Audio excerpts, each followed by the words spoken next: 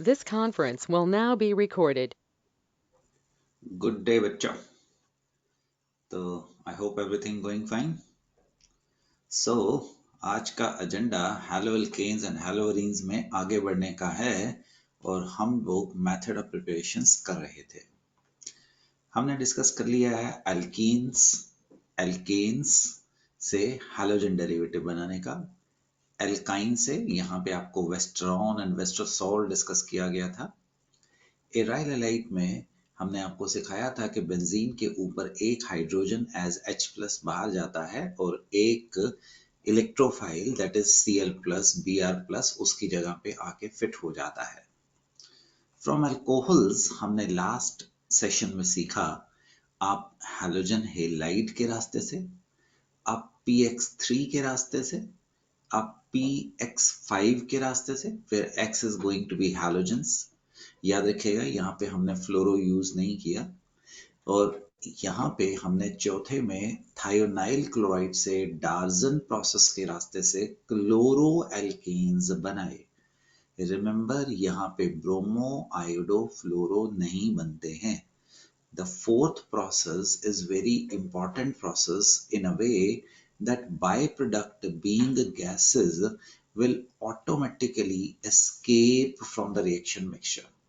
ये बहुत बड़ी बात होती है जिसमें हमें सेपरेशन में समय नहीं खराब करना पड़ता है। कुछ SN1 की बात हुई थी बट ये थोड़े समय में हम आपसे डिस्कस करेंगे। द मोमेंट मैं आपको अगले सेशन तक SN1 SN2 करवा चुका हूँगा तो आप प्लीज वापस आके इसको एक बार दोबारा देखना, आपको बेटर समझ आएगा। अभी के लिए थोड़े समय के लिए पोस्टपोन कर दीजिए। ये हमने देखा था। डार्जन process was discussed, Boron and Hunsdaker reaction, silver salt of carboxylic acid in carbon tetrachloride are decomposed to form RBr। इसमें इस रिएक्शन में कार्बन एटम्स कम होते हैं। RCOAG silver carboxylate bromine carbon tetrachloride, हमें RBr मिल जाता है, ये ऊपर उड़ जाता है और ये नीचे गिर जाता है। सॉल्यूशन में कार्बन टेट्राक्लोराइड में ब्रोमो एल्केन्स मिल जाते हैं। याद रखिए यहाँ पे भी हमने क्लोरो यूज नहीं किए थे और ये आप CH3COAG या PHCOAG से आप ये काम चला सकते हैं।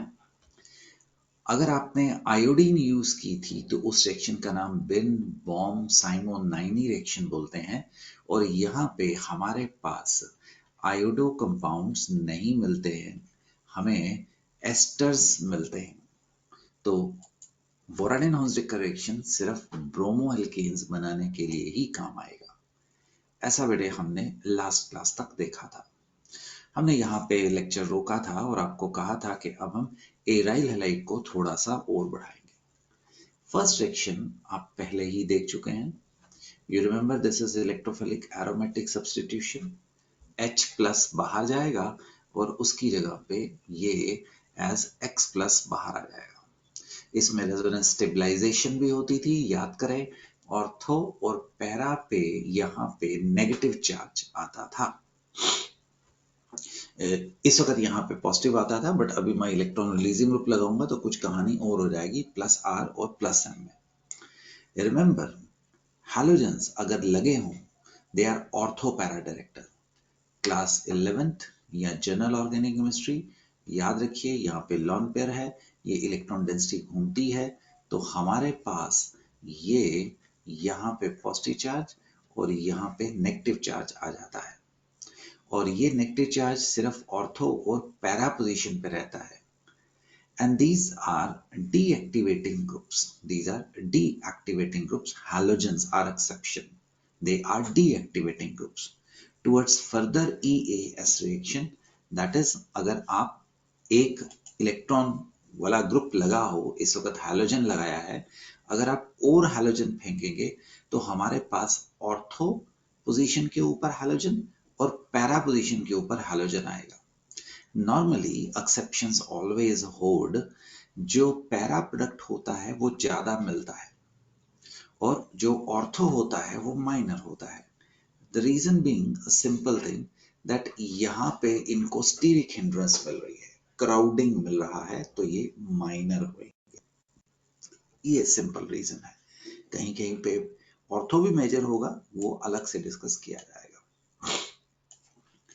अभी हमने आपको सिखाया अगर हैलोजन लगा हो, अब हम आपको बता रहे हैं अगर आर लगा हो। आर क्या हो सकता है? Methyl ethyl propyl. This is ortho para director. Even halogen is also ortho para director, मतलब अगला ग्रुप ऑर्थो पैरा पोजिशन पे आएगा। But the difference is R is activating group. R hyperconjugation की वजह से इलेक्ट्रॉन डेंसिटी नीचे की तरफ फेंकता तो यहाँ पे जो हमने आपको करवाया था, यहाँ पे ये भी फेंकता है, बट हैलोजेंस का कुछ नेचर इलेक्ट्रॉन खींचने का भी है। तो जब वो इलेक्ट्रॉन अपनी ओर खींचेगा भी, वो दो डबल करेक्टर दे रहा है, वो हाइपर कॉन्जुगेशन या रेजोनेंस की वजह से इस वक्त इलेक्ट्रॉन डेंसिटी रिलीज कर रहा है, तो इलेक्ट्रोफाइल को बुला रहा है। बट उसका जो इलेक्ट्रॉन विड्रॉइंग नेचर है इंडक्टिव इफेक्ट की वजह से, वो इलेक्ट्रॉन डेंसिटी को खींच रहा है। तो अगले वाले इलेक्ट्रॉन के लिए हैलोजन जहां पे डीएक्टिवेटिंग ग्रुप बन जाते हैं, R are purely activating group. इसका मतलब क्या होगा? ये रेट ऑफ रिएक्शन को बढ़ा देंगे with compare to the benzene और halogen derivative. Reagent same use हो रहे बेटे, X2 and iron. You can use Cl2 and AlCl3, Cl2 and SbCl3. आपको ऑर्थो और पैरा पे एक H प्लस बाहर जाके एक X प्लस सब्सिट्यूट हो जाएगा। दैट इज, ये भी हम इलेक्ट्रोफिलिक एरोमेटिक सब्सिट्यूशन रिएक्शंस में ही कैटेगरी में डालने वाले हैं। राइट? तो आपने कहा कि ये जो ग्रुप हैं जिनके ऊपर G यानी कि रेजोनेंस होती है, इस वक्त हैलोजन X ले लो, NH2 ले लो, OH ले लो, ये सारे के सारे इलेक्ट्रॉन डेंसिटी नीचे की ओर फेंकते हैं। जब ये इलेक्ट्रॉन डेंसिटी नीचे की ओर दोस्तों फेंकते हैं तो ऑर्थो के ऊपर नेगेटिव चार्ज आ जाता है। आपको एक डायग्राम और बना देता हूं, यहाँ पे 5 डायग्राम बनने हैं, तुम्हें याद होगा। अब यहाँ पे नेगेटिव चार्ज आ जाएगा, फिर ये जनाब फिर करेंगे, ठीक है, ये यहाँ पे नेगेटिव आ जाएगा, ये पॉजिटिव, अब ये वापस जाएगा, उधार वापस करो और आपको डबल बॉन्ड घूमा हुआ आ जाएगा। Right?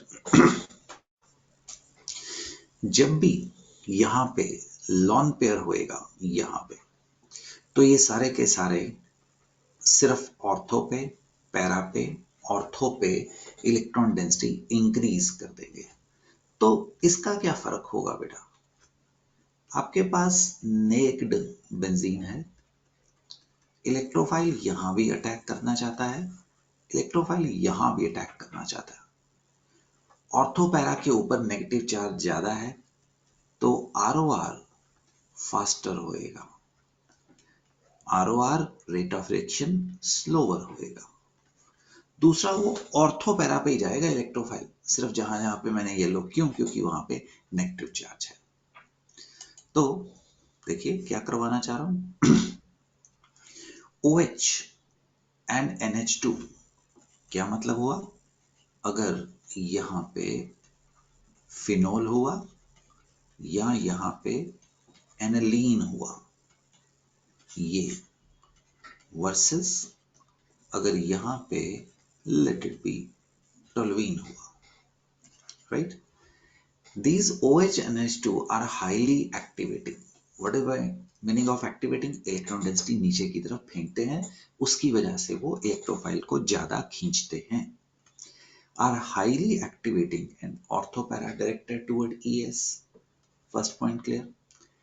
And they do not require catalyst to, and they give dry substituted product.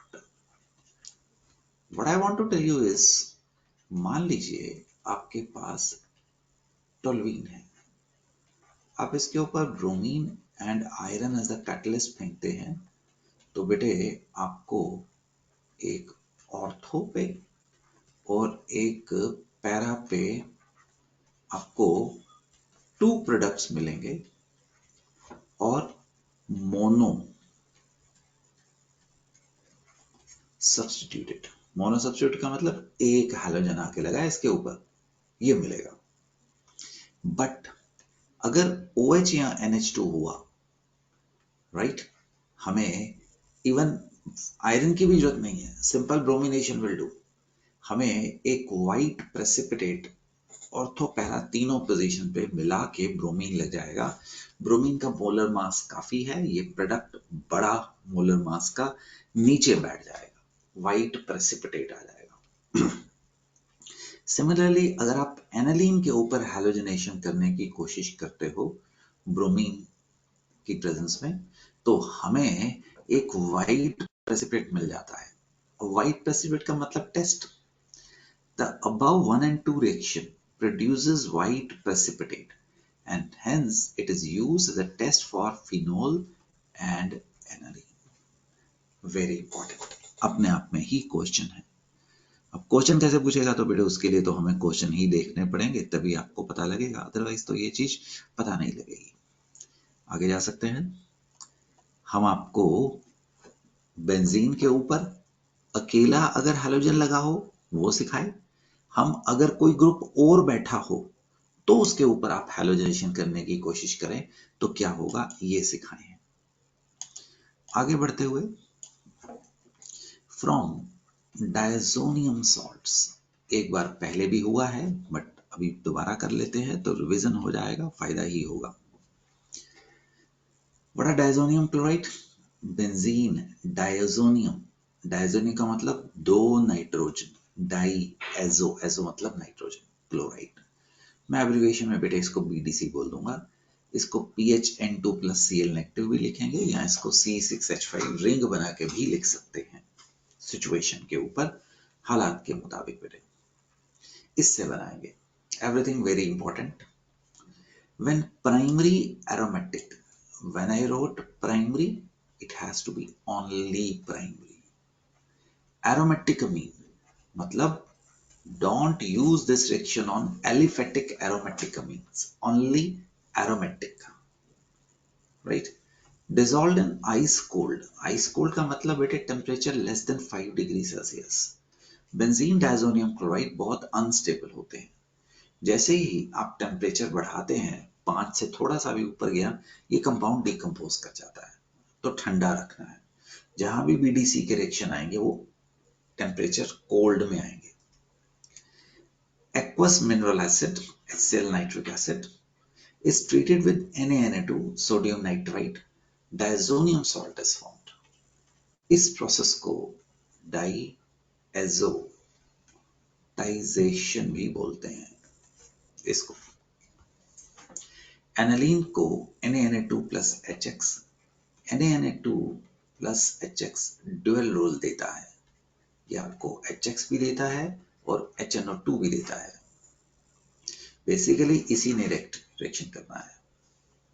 We get benzene diazonium chloride, यहाँ पे X लिखा है, यहाँ पे Cl नेगेटिव लगा दिया, आप X कुछ भी ले सकते हैं, chlorine bromine, that is what I am talking about.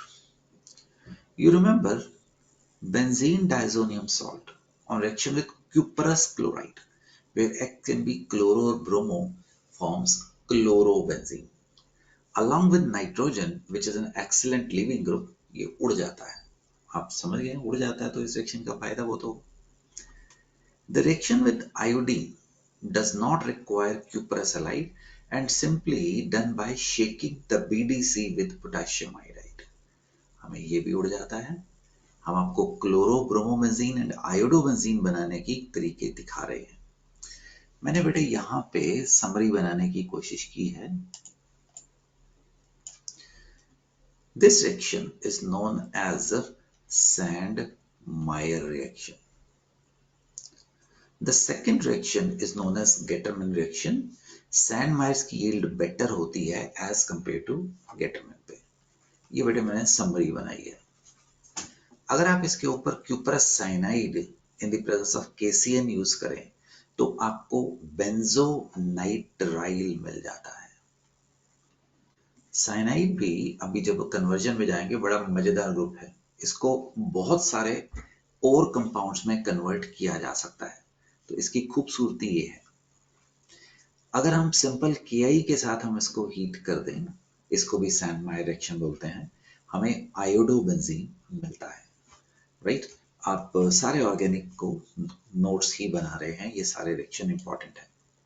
यहाँ पे PTO लिख देता हूँ, 4 रिएक्शन यहाँ आए, 5वां रिएक्शन इधर आया, राइट। अगर आप HbF4 पर फ्लोरोबोरिक एसिड की प्रेजेंस में बेंजीन डायजोनियम क्लोराइड को रिएक्शन करवाएं तो हमें बेटे मिल जाता है पर fluorobenzene diazonium, right, N2 plus BF4 negative. यहां से 2 रास्ते निकल सकते हैं बेटे, राइट। ए, अगर आप Na2 कॉपर के साथ हीट करें तो हमें नाइट्रो बेंजीन मिल सकती है। देखो ना कितना मजेदार है, एनालीन को आप नाइट्रोबेंजीन में कन्वर्ट कर सकते हैं। और अगर आप सिंपली हीट करते तो हमें इसको फ्लोरोबेंजीन में कन्वर्ट हो जाता है, फ्लोरोबेंजीन में कन्वर्ट हो जाता है अलॉन्ग विद नाइट्रोजन एंड, मतलब आप बेंजीन डायजोनियम सॉल्ट को काफी चीजों में कन्वर्ट कर सकते हैं। 2 मिनट दीजिएगा, मैं किन्हीं कारणों से इसको आउट ऑफ साइट कर रहा हूं, इसको मैंने इरेज किया बेटे।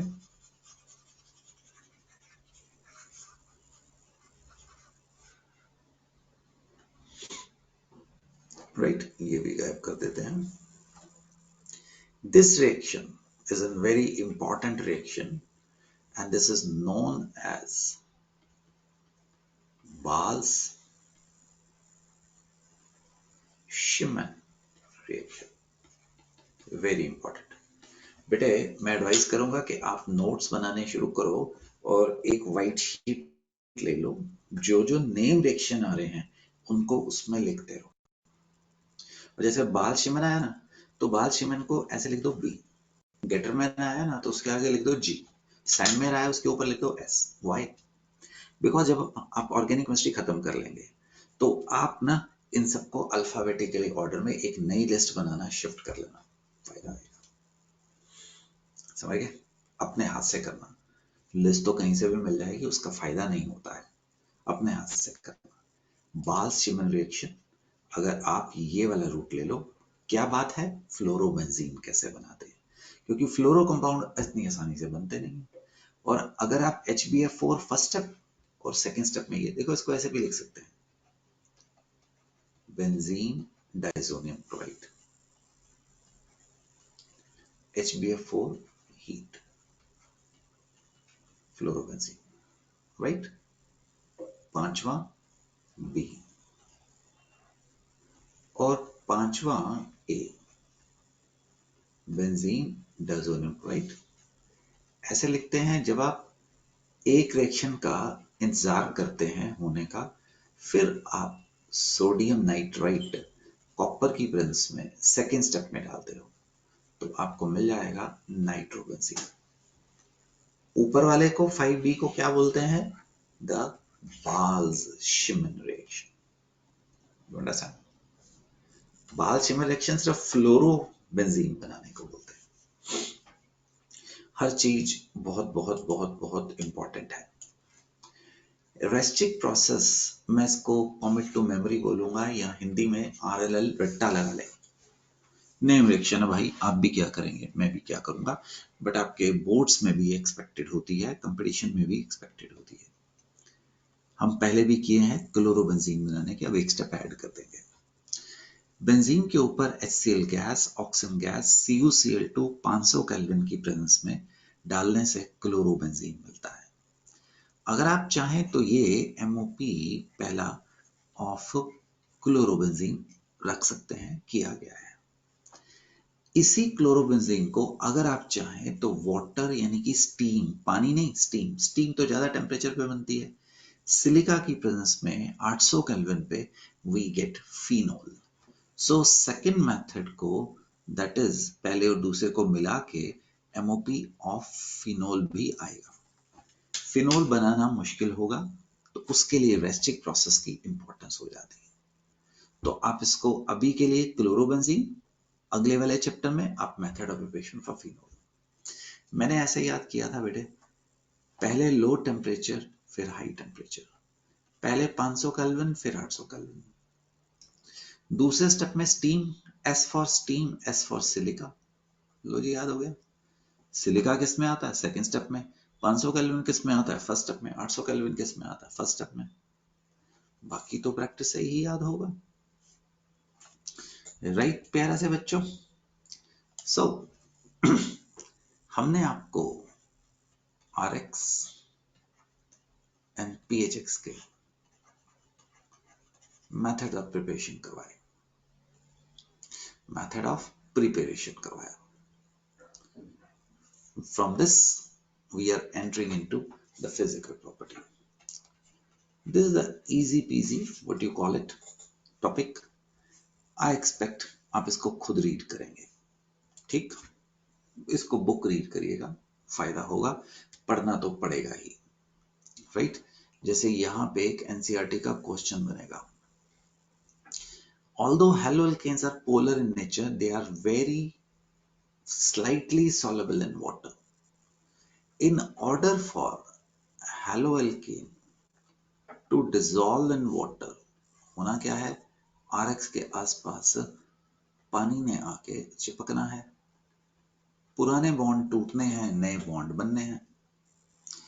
Energy is required to overcome the attraction between the haloalkane molecule and break the bonds between water molecule. RX के बॉन्ड तोड़ने हैं, वाटर और वाटर के बॉन्ड्स क्या करने हैं? बनाने हैं, ये बनने हैं। इसमें एनर्जी इज रिलीज्ड, इसमें एनर्जी इज नीडेड, ठीक है? However, haloalkanes are not able to form hydrogen bond with water. Therefore, less energy is released when new attraction are set up between haloalkanes and water molecule, because these are not as strong as original hydrogen bond. ये वाले जो bond है ये stronger है, और ये वाले जो बॉन्ड है ये क्या है? वीकर बॉन्ड है। As a result, solubility of haloalkane in water is low, right? He will ask why haloalkane, in spite of polar soluble in polar, cannot dissolve in water. This is the reason बेटे, right? अभी copy मत करना, ये हर जगह पे मिल जाएगा, यहां से लेके ये यहां तक आपका उस क्वेश्चन का आंसर बनेगा। लेट द टाइम कम, ठीक?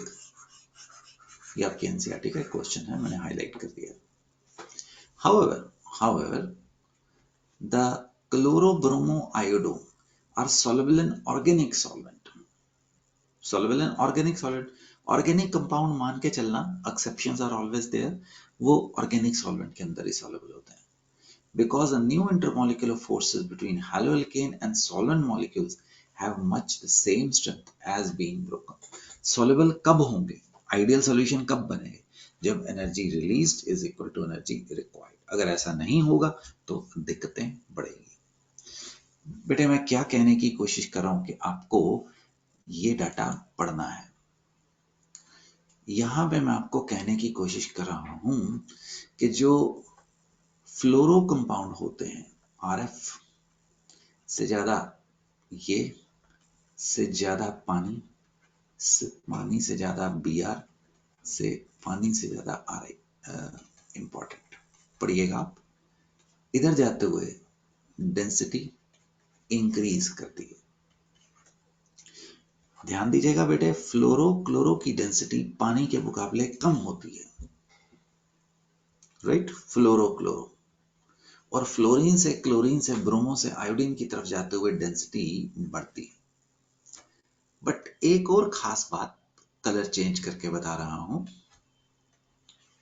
जो से आपके पास मोनोक्लोरो है उसकी पानी से डेंसिटी कम है, बट डाईक्लोरो की, ट्राईक्लोरो की और टेट्राक्लोरो की डेंसिटी पानी के मुकाबले ज्यादा है। लॉटरी कब लगती है? हम मार्क्स के एंगल से देखेंगे तो कम है। अगर आप कल को एक लेबोरेटरी में बैठे हैं, आप अपना रिएक्शन कर रहे हैं, आप कोई नई चीज खोज रहे हैं, तो ये चीजें आपको आनी चाहिए। आप उसी समय आपका दिमाग ना तालमेल बना लेगा और आगे बढ़ जाएगा। जिसने ये चीजें अभी ध्यान से नहीं देखी हैं तो वो ट्रबल में है, राइट? ध्यान से देखिएगा please. Melting and boiling point याद रखना, जैसे जैसे मोलर मास बढ़ता है मेल्टिंग एंड बॉइलिंग पॉइंट सदा बढ़ते हैं। मैं ऐसा कह गया हूं, आपको ये रीड करना है, डाटा नहीं याद करना, राइट? कि इसका इतना है। आप देखिए सिर्फ इंक्रीजिंग ट्रेंड, फ्लोरो के मुकाबले क्लोरो, ब्रोमो, आयोडो और मीथेन जिसमें कोई भी हैलोजन था सबसे कम था। जैसे जैसे हैलोजन का साइज बढ़ेगा वैन डर वाल्स फोर्सेस बढ़ेंगी। तो ये प्लीज आपका काम, आप पढ़िए। आप यहाँ पे क्या देख रहे हैं? 1 से 2 पे जाते हुए ब्रांचिंग बढ़ी है, राइट? 3 पे जाते हुए ब्रांचिंग बढ़ी है। ट्रेंड देखो तो हमारा बॉइलिंग पॉइंट कम हुआ है, ब्रांचिंग बढ़ रही है। ब्रांचिंग बढ़ रही है तो बॉइलिंग पॉइंट कम हो रहा है। बिकॉज अगर सीधा है, स्ट्रेट चेन है, तो सरफेस एरिया ज्यादा है। अगर आप इसको ऐसे करेंगे तो सरफेस एरिया कम होगा। सरफेस एरिया के कम होने से holding forces, intermolecular attractive forces कम होती हैं। तो ये हम प्रभाव देखते हैं। These are inflammable in nature. यहाँ पे भी एक इंपॉर्टेंट चीज आया है। देखिए अगर हम फ्लोरो, क्लोरो, ब्रोमो, आयोडो को देखें तो इलेक्ट्रोनेगेटिविटी कम हो रही है। अगर कम हो रही है तो आपके पास जो फ्लोरो की इलेक्ट्रॉन डेंसिटी, इलेक्ट्रॉन एक्टिविटी कम है, तो हमारे पास फ्लोरो और क्लोरो लिखना था पुत्रों,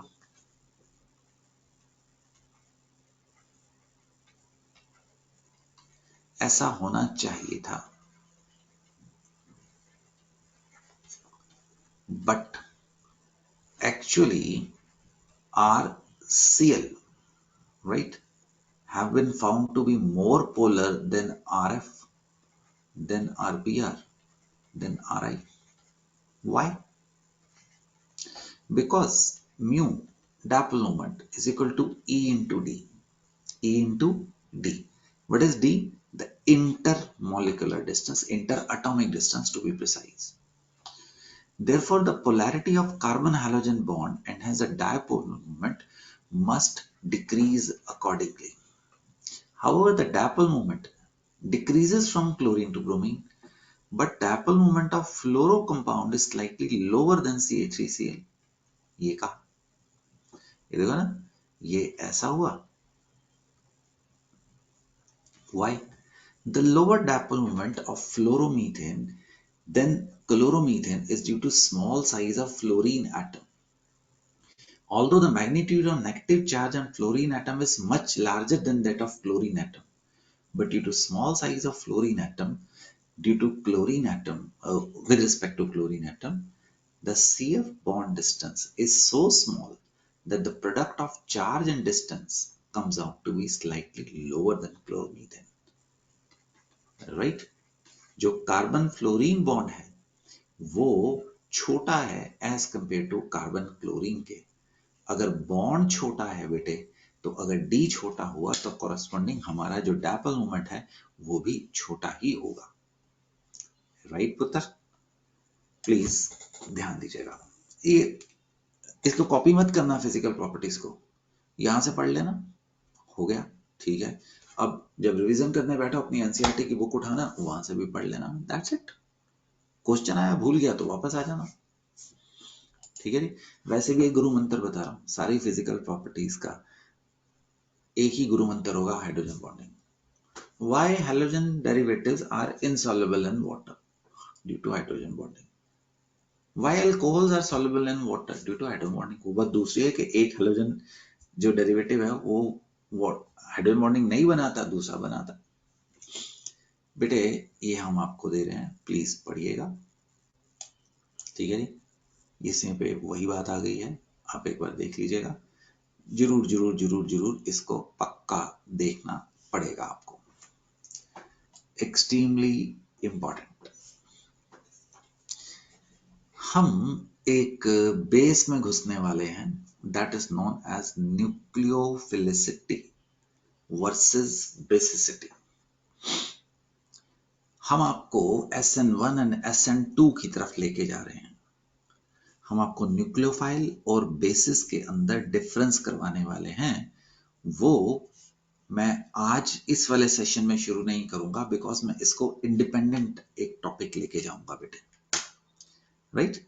तो इसको मैं एक पूरे अलग टॉपिक में लेके जाऊंगा। अगले सेशन में मैं आपको न्यूक्लियोफाइल वर्सेस बेसिस क्या अंतर है वो बताऊंगा बेटे। हम आपको सॉल्वेंट्स के बारे में बताएंगे। सॉल्वेंट्स दो प्रकार के होंगे, पोलर, नॉन पोलर। पोलर में polar protic, polar and non protic solvents करवाएंगे। उनके अंदर न्यूक्लियोफाइल्स का क्या फर्क हो जाता है ये मैं आज नहीं लूंगा, क्योंकि उसकी इंपॉर्टेंस इतनी है कि उसको बिल्कुल अलग सेशन में लेके जाऊंगा बेटे। सो तब तक के लिए प्यारे से बच्चों, आपके मेथड्स ऑफ प्रिपरेशन खत्म होते हैं हैलोजन डेरिवेटिव के। आपकी जो प्रॉपर्टीज हैं, फिजिकल प्रॉपर्टीज खत्म होती हैं।